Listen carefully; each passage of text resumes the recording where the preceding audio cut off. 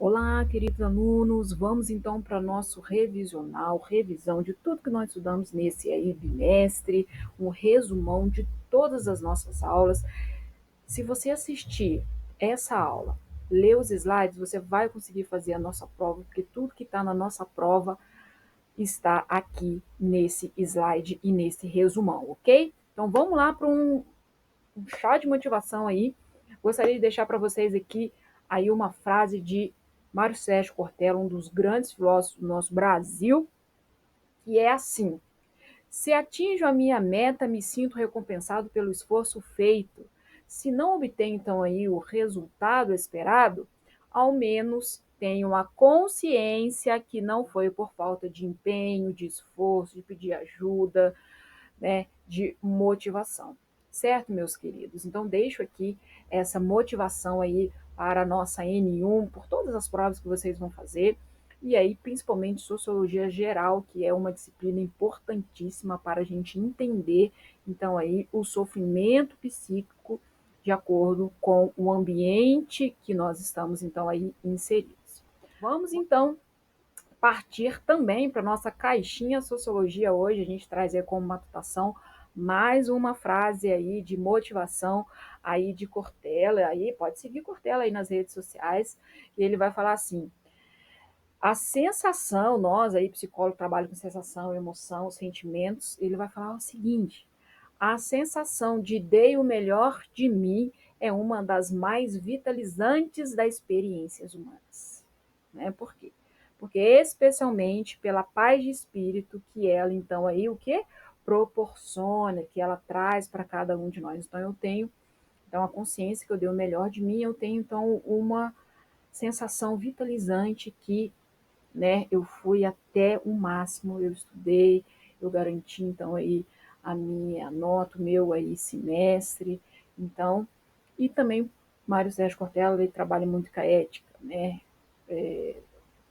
a ética, a honestidade, então vale aí para nossas matutações aí, próximos, então, aí a nossa aí prova, semana de prova da ENU. Vamos então aí passar pelo nosso contexto histórico, tudo que nós estudamos então aí do surgimento da sociologia, aí acontece por duas grandes situações, duas grandes revoluções que acontecem aí no século XVIII, e essas revoluções, então, aí lá na Europa, que elas se concentraram, elas, então, aí trouxe o que, gente? Muitas mudanças, então, aí de graves problemas sociais para a nossa sociedade. Então, essas mudanças eram pobreza, era desigualdade, e aí essas revoluções, você pode, então, aí já marcar no seu caderninho, porque essa revolução, a primeira é a Revolução Francesa, aí a queda da monarquia, a queda do absolutismo, a queda, então, aí do império, para, então, aí, né, o surgimento da burguesia.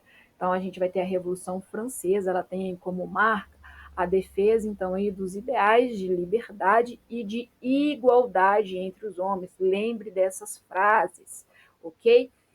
Revolução Francesa tem como marca a defesa, então, aí, dos ideais de liberdade e igualdade entre os homens. Logo depois, a gente tem aí a Revolução Industrial. A Revolução Industrial, então, ela introduz, então, aí, as transformações econômicas e das inovações tecnológicas. Por quê?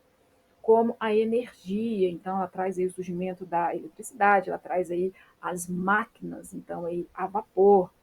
Então a gente tem aí como marca dessa revolução a introdução da máquina, então aí a vapor, e pela mecanização que da produção, a mecanização então aí da mão de obra, que antes era pelos artesãos e agora passa aí pela essa era então aí das fábricas, desse surgimento industrial, das máquinas. Então a gente vai ter essas duas grandes revoluções, o surgimento então da sociologia. Por quê? Porque a sociologia ela se faz necessária, ela então aí se faz urgente, ela se faz então aí muito importante, necessária para estudar os agravamentos dos problemas que essas duas grandes revoluções trouxeram. Então a gente tem como objeto da sociologia que a gente passou pelas nossas aulas a seguinte aí situação: a sociedade se torna o maior dos objetos para nós, aí, psicólogos, sociólogos. Por quê? Porque ela abrange as relações sociais, as estruturas sociais. Então, aí, as instituições, então, aí, interações entre os indivíduos e os grupos sociais a qual nós estamos aí inseridos. Então, o que a sociologia vai fazer? A sociologia ela busca compreender como a sociedade funciona. Então, o maior objeto da sociologia é a sociedade, né? Ela procura compreender como as pessoas se relacionam entre si e como essas relações moldam o comportamento individual e o comportamento, então, aí, coletivo. Então, esse aí é o maior objeto da sociologia, é a sociedade. A gente traz aqui o conceito de sociologia, então ela é uma ciência, então aí social, que busca compreender essas relações sociais globais do homem em sociedade. O homem com o seu próximo, o homem com o seu trabalho, o homem com a sua família, o homem com a sua educação, o homem com o seu conhecimento. Então, esse é o maior conceito da nossa disciplina. Ok, queridos? Depois, um ponto aí importantíssimo que vai cair na nossa prova é o positivismo de Augusto Comte. A gente começa então a estudar como que se fez a sociologia, como que ela foi então aí construída e composta. A gente tem o pai da sociologia, que é Augusto Comte.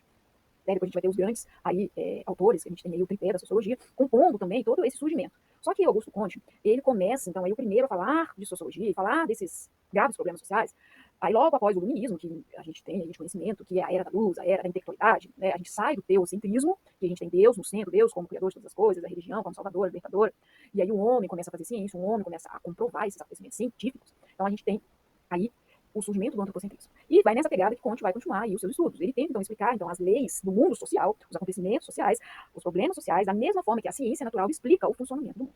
Então, ele vai trabalhar de uma maneira, assim, né, espontânea, dizendo que esses acontecimentos, né, esses problemas se deu de forma espontânea, natural e positiva. Então, ele vai trabalhar e fazer uma linha de conhecimento, ele vai falar que, então, aí, esses esforços humanos para entender o mundo, né, para entender esses problemas, se deu aí em 3 estágios. Primeiro, o estágio teológico, que era, então, aí, o teocentrismo, Deus, o centro do universo, a questão aí da religião, dos dogmas, né, do pecado, da salvação, e também dos deuses, né, não só o teocentrismo do Deus cristão, mas também outros tipos de Deus. Depois passa pela essência da metafísica. Então, aí a metafísica, a gente vai lembrar muito de Platão. Platão trabalha muito com essa questão, que ele já começa a trabalhar a razão, a racionalidade, só que não conseguimos, naquela época, a comprovação. Então, Platão ele vai e já fala assim: o homem é capaz de trazer uma solução, o homem é capaz de estudar matemática, estudar as leis da física, só que a gente não consegue, de alguma forma, comprovar. Por isso que fica meio metafísica, essa intelectualidade, mas sem nenhum tipo de comprovação. Logo depois, vem então aí a era positiva, que para Comte ele chamou que o surgimento da razão, né, você conseguir provar essa intelectualidade, comprovar essas leis, aí da física, essas leis, ele chama de uma forma positiva. Então, essa ciência, essa racionalidade, né, ele vem aí caminhando nesses 3 estágios. E aí se deu origem, então, aí do positivismo de Comte. Algo importante que devemos falar também sobre o positivismo e de Comte é que ele foi o primeiro, então, aí, a construir um método sociológico, né? Então, por mais, né, que nós influenciamos as ações aí humanas na sociedade, para Comte, ele fala que a natureza se sobrepõe aí às ações humanas. Então, ele estuda primeiro, né, a sociedade, como que ela estivesse composta e regida por essas leis sociais, por essas regras sociais, e aí ele fala que acontece, ou aconteceu, ou foi desenvolvido de uma maneira positiva, natural, e tinha que ser assim. Então, Conte, ele tem aí esse primeiro método, então é muito importante para nós a sociologia. E a gente também pode, né, chamar que esse método é um método, então, aí questionável. Por que é um método questionável? Porque nós não conseguimos, gente, identificar que a sociedade é feita, é formada de maneira natural, de uma maneira espontânea, de uma maneira impune, né? E a gente tem as injustiças, a superioridade das raças, a gente tem a exploração do trabalho, que não é composta de uma maneira, vamos dizer, impune, de uma maneira digna e aceitável. Então, o positivista, né, e o positivismo, então, aí de Comte, ele é questionável, né, porque nós temos aí o poder de decisão. Então, sempre tem uma relação de poder, né, entre essas estruturas que regem a sociedade. E aí a gente tem o método positivista, que a gente pode dizer que é um método questionável. Vamos para mais um tópico aí que pode acontecer aí na nossa prova, que vai ser quem? Vai ser então aí Emily Durkheim, esse aí o primeiro do tripé dos três grandes autores que a gente vai ver aqui. Ele então aí a gente estudou um pouquinho mais a fundo numa teoria que ele traz o suicídio, uma teoria aí de um fenômeno social que acontece, não é só um fenômeno pessoal, um fenômeno subjetivo, né, algo intrínseco, mas que está relacionado, né, ao contexto social aí dessa pessoa. E ele vai trabalhar a questão do funcionalismo. Mas por que função? Né? Por que vem desse termo? Porque ele vai fazer uma metáfora aí com o corpo humano, que a sociedade, ela, então aí, ela traz uma analogia, ela traz uma comparação como os órgãos que nós temos aí no nosso corpo e também é assim a sociedade. Então ele vai comparar os nossos órgãos a instituições sociais. Quais são essas instituições? A igreja, a família, né, a fábrica, né, as leis, as normas. Então, ele vai falar que tem uma função necessária para o funcionamento do sistema social completo. Assim surge, então, o funcionalismo. Então, ele fala que essas instituições, elas são fundamentais, né, para que haja essa harmonia da sociedade. Algo muito, então, aí, interessante, que é, Durkheim vai trabalhar são os fatos sociais. O que são esses fatos sociais? Os fatos sociais são então as maneiras de agir, de pensar, de sentir que existe fora do indivíduo, mas que exerce um poder então que de coercitivo, de coerção, de correção, de punição. O que é esse poder de controle? Exatamente. Eles são independentes da nossa consciência. Por quê? Porque quando nós já nascemos, ele já estava imposto. Então, ele age sobre nós. Então, ele está externo a nós. Né? E nós temos que ir aderindo, então, aos poucos, né? Na concepção da nossa personalidade, na concepção aí da nossa subjetividade. Então, ele fala que esses fatos sociais, né, ele serve para manter o controle e a harmonia da sociedade. Então, serve como correção, ele serve, né, como punição. E quem aí faz essas leis? Quem aí faz esse tipo de correção? São as normas, as leis, os costumes, os valores, as instituições, né, as religiões, todas as estruturas, então, aí sociais. Então, lembre, então, aí que os fatos sociais são maneiras de agir, né, pensar e sentir que existe fora do indivíduo, como se disse para nós, certo? Vamos então dar continuidade aqui. Karl Marx, né, um grande então aí sociólogo, né? Eu costumo dizer que Karl Marx ele é um teórico completo, porque ele vai ser um dos maiores estudiosos do capitalismo e ele vai fazer uma crítica ao capitalismo, mas ele também vai trazer uma solução. Ele também vai trazer um ideal para a sua teoria. Então, a teoria de Karl Marx tem começo, tem meio e tem fim. Ele faz a crítica, ele traz o socialismo, ele traz o comunismo ali como algo ideal e como fosse uma utopia, né, para resolver os problemas, resolver então aí o agravamento dos problemas sociais. Então, Karl Marx, sua maior parte, né, então aí dos seus estudos, do seu trabalho, concentra então em temas econômicos.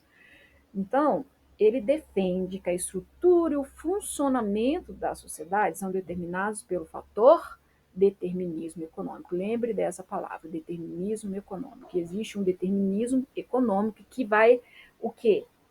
Né, reger a sociedade. Né? Existe, né, ali esse capital que vai reger a sociedade, né? Porque esse capital gera prazer, esse capital gera o que, né, satisfação, se a gente for trazer aqui para o lado aí da psicologia. E ele vai trabalhar com esse materialismo histórico dialético. Nossa, palavra difícil. Material por quê? Porque gera um capital, é um determinismo econômico. História, porque vem ao longo da nossa história. né? Sempre vai haver, né, empresários e sempre vai haver empregados, né? E o dialético, porque, né, dialoga, porque é um diálogo, porque há duas faces. Então, esse materialismo dialético de Karl Marx, né, ele vai trabalhar muito a questão aí da análise sobre o conflito das classes. É Karl Marx que traz a questão das classes. Até então, não se via dessa forma, mas Karl Marx ele vai trazer essas questões da classe alta média, classe alta baixa, né, aí da pobreza, e ele vai fazer essa divisão. E para Marx, ele argumenta que as relações de produção, a forma com que cada sociedade, então, ela se organiza, né, essa produção dos bens de subsistência são cruciais para entender a organização. Né? Então, o que é bem subsistente? Deixa de ser só aquilo que é fundamental, não é? Que é a questão da alimentação, da moradia, do saneamento básico, para ter bens de subsistência, para ter qualidade de vida. Então, ele vai falar que a sociedade se organiza dessa forma, então, ele vai trabalhar com as bases materiais, o modo de produção, as relações de trabalho, aí sendo assalariado, servil e escravista, né? Que para me ter esse determinismo econômico, esse material, esse capital, eu vou muitas vezes ter que explorar alguém. E aí a grande crítica, né, de Karl Marx, né, ao capitalismo. Então ele entende primeiro o sistema econômico, o material, o quanto que esse material é necessário, é fundamental para o nosso ego, é fundamental para as nossas constituição de pessoa, né, para ser visto, para ser reconhecido, para depois entender aí a sociedade e a cultura, certo? Então esse aí é Karl Marx. Aí a gente vai falar do grande Max Weber. Aí para nós, gente, aqui que estuda psicologia, Max Weber ele traz uma abordagem compreensiva da sociedade a partir do que ele chamou de quê? Da ação social. Então, nós, aqui, psicólogos, tentamos compreender o motivo, a causa do sofrimento psíquico, a causa do mal-estar aí na civilização, né, das patologias do cotidiano, porque nós, então, aí começamos a compreender, a partir aqui de Max Weber, que aí ele vai ser o primeiro a considerar a ação humana na formação da sociedade. Gente, não tem como eu falar que a sociedade é quem dita as regras, não é, porque quem constrói a sociedade somos nós seres dotados de intelectualidade. Então somos nós que compomos as leis da sociedade. Foram nós que compomos, então, aí as normas, as leis, o código de conduta. Então fica meio, ele vai bater então aí um pouco de frente, né, com todos os outros, né? E ele é contrário aí a todos os outros, porque ele estuda as estruturas sociais, ou seja, os fatores sociais, culturais e religiosos e como elas, né, como essas instituições aí são capazes de influenciar a sociedade, como que a religião com seus valores é capaz de influenciar a sociedade, como que as normas das leis é capaz de influenciar a sociedade. Então, ele vai fazer uma abordagem compreensiva, né? Como que as coisas que já estão instaladas na sociedade influenciam o comportamento daqueles que vão surgir, daqueles seres que vão nascer, daquelas pessoas, daquela família que vai ser composta. Então, ele traz aí, né, uma abordagem muito interessante também, porque ele é o primeiro, então, aí, a analisar a disseminação do protestantismo como espírito do capitalismo. Então, ele vai falar que o capitalismo surgiu por meio da religião, que foi o protestantismo, certo? Então, ele faz, assim, considerações muito aí importantes. Então, Max Weber, ele vai, então, aí, trazendo o seu método, a seguinte colocação, né? Parte de uma questão subjetiva, intrínseca ao ser humano. Né? Todos nós somos, então, dotados de viés e ideologias, de tal forma que é impossível chegar, então, aí a uma objetividade, um coletivo, a uma uniformização completa nas ciências humanas em geral. Então, bate de frente com aquilo que Karl Marx está dizendo. Por quê? Porque Karl Marx ele chega ao ideal do comunismo numa sociedade perfeita, onde todos vão distribuir, onde todos vão ser aí coletivos, onde ninguém tem bens a mais que outros. Mas Max Weber é um pouco mais realista. Por quê? Porque ele vai falar que o ser humano tem a sua individualidade, que o ser humano tem a sua subjetividade. Uns vão querer, né, mais que os outros, uns vão querer uma qualidade de vida mais que os outros, uns vão estudar, uns vão ter mais conhecimentos que os outros, né? Uns vão ficar mais aquém, outros vão se esforçar. Então, Max Weber ele vai trabalhar uma questão um pouco mais realista, né? E vai nos chamar para ser agentes protagonistas dessa sociedade, vai nos chamar para ser agentes dessa sociedade. Então, ele vai falar que a ação social é qualquer comportamento humano que é dotado de significado. Olha, dotado de significado, porque envolve indivíduos que contribuem significados aos seus próprios comportamentos e os comportamentos dos outros ao seu redor. Ele vai falar que o trabalho, então aí, ele precisa ter uma motivação. Eu não vou lá trabalhar para deixar os empresários mais ricos. Eu vou trabalhar porque eu preciso dessa existência, preciso dessa existência que o dinheiro, que o salário vai me oferecer. E ele vai trabalhar que aquilo que é valor para mim, aquilo que é percepção para mim, aquilo que é moral para mim, não é moral para o outro. Aquilo que é ético para mim, não é ético para o outro. E ele vai trabalhar uma questão bem realista, bem compreensiva. E logo depois, o que ele vem aí trazendo aí para nós, né? A gente entra, né, sai de Max Weber e entra num conceito de ética e moral na psicologia. Vai cair na prova, ética e moral. Então, esses conceitos para nós, a psicologia é a primeira a trabalhar aí cientificamente com essa questão. Né? A gente sabe que os seres humanos tomam decisões morais examinando os fatores o quê? Que a gente tem de cognitivo, intelectuais, emocionais e que influencia os nossos julgamentos éticos. Então, eu posso achar um absurdo que o outro está fazendo, porque eu tenho valores e eu tenho comportamentos significativos para achar que aquilo é um absurdo, mas aquele outro não acha.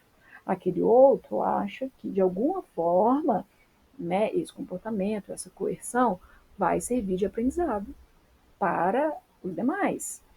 Né? Então, as nossas escolhas morais são frequentemente influenciadas por elementos como intuição, emoção, adequação a um contexto social. Muitas vezes a gente vai para um lado emocional, porque gera um significado. E a gente precisa equilibrar isso dentro da psicologia. Né? A psicologia, muitas vezes, né, a gente fala assim, eu agi pela emoção, agi pelo sentimento. Mas muitas vezes a gente vai ver que dentro da psicologia a gente vai precisar ser racionais. Equilibrar a sanidade mental junto então aí com a insanidade. Né? Então a gente vai precisar muitas vezes ter essa sanidade mental e para não deixar aquele, né, sofrimento psíquico escorrer ali pelas mãos. Né? Então, isso que aí a ética e a moral vai trazer para nós dentro, então, aí da psicologia. Aí a gente vai trabalhar o conceito, né, que normalmente, né, as pessoas acham, né, que o conceito de ética é sinônimo de moral, que é parecido, né, mas isso nem sempre é verdade, isso não é adequado. Então a gente vai ver aqui características dessas duas situações. Ética é uma coisa, é a reflexão da nossa conduta, é o direito de questionar, e a moral é outra coisa. Então, nós vamos trazer o conceito de ética bem próximo aí da filosofia.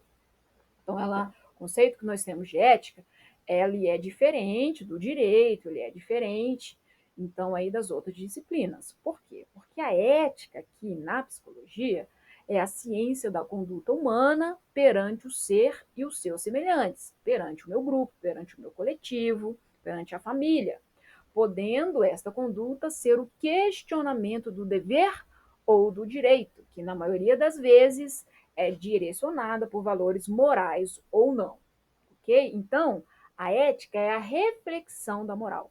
A ética é a reflexão dos nossos valores. É o direito que você tem de questionar, então, aí, o dever e o direito.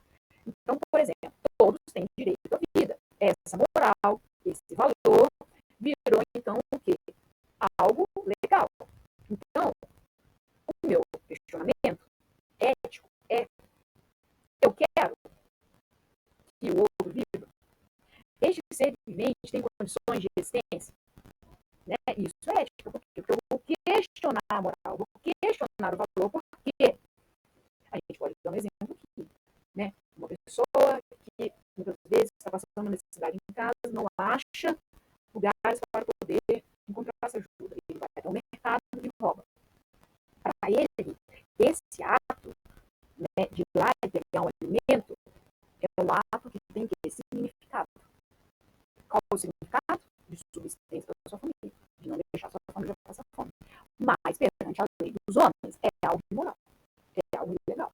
Mas para ele tem significado. Então, a ética é quando eu consigo fazer essa reflexão sobre aquilo que é moral e aquilo que eu tenho como valor perante a um significado momentâneo ou de uma situação que o paciente está vivendo ou eu estou vivendo. Certo, queridos?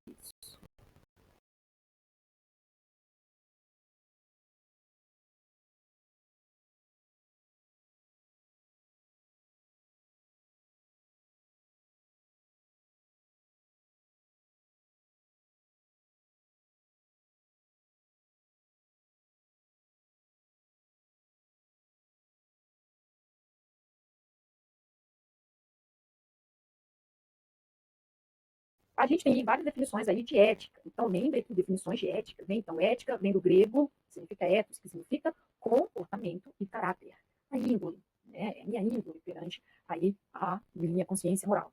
Pode-se dizer que a ética aprova, olha só, ou desaprova as ações e a conduta humana. A minha ética, no momento que eu começo a questionar, ela aprova ou ela desaprova aí as ações humanas, por mais que nós temos leis e códigos de conduta. Certo, queridos? Então, logo depois, a gente tem a definição de moral. Né? Moral está ligada a costumes e a tradições específicas de cada povo, vinculada a um sistema de valores. Então, o que é a moral? A moral ela vem ao longo do tempo. Ela foi adquirida por nossos ancestrais, ela foi adquirida por nossas nações, pela nossa família, tudo que a gente tem aí, né, dessa ancestralidade cultural, né, desse, a gente vai fazer esse contexto histórico, a gente está percorrendo. Então, ela é baseada em valores, em costumes, ela é vinculada, então, que a cultura, cada povo, a cultura lá na Índia é de um jeito, a cultura lá na Oceania é de outro jeito, a cultura aqui, né, na América é de outro jeito. Então, referente a cada cultura, estados do nosso Brasil têm cultura diferente, e também as nossas crenças, o nosso caminho espiritual, aquilo que nós acreditamos, a questão transcendental, a questão que nós temos da nossa crença. Então, a moral ela está ligada a esses valores. Certo, queridos? Então, aqui a gente tem aí uma questãozinha que vai cair na nossa prova.